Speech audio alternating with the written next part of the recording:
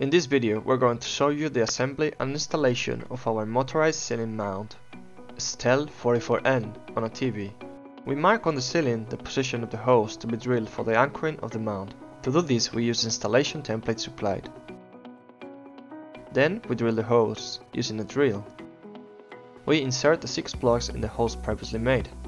We insert 2 of the screws in the position shown in the image without tightening them completely.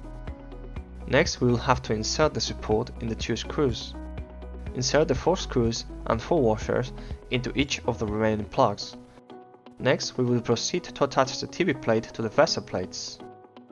Previously it is necessary to loosen about 5 mm of the screw above the arrow and remove the 2 lower screws.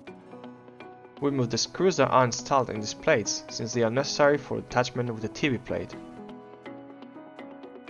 We attach the TV plate to the TV using the washers and the appropriate screws and spacers according to your TV model. We attach the TV to the ceiling support. For this, we will need the 2 screws that we previously removed from the TV plate.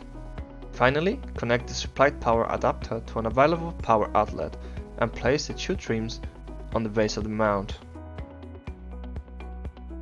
Press up to fold the TV. Press OK to stop the motor in any position. Press down to unfold TV. The mount can be deployed at a maximum angle of 75 degrees.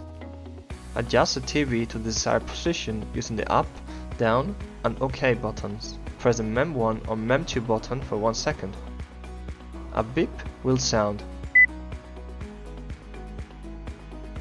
When you press the 1 or 2 button, the mount will automatically unfold to the corresponding position stored in memory. We must disconnect the mount from the power for a few seconds and reconnect. Then we must press the OK button for 5 seconds. And the stand will fold completely, indicating that the reset has been completed successfully.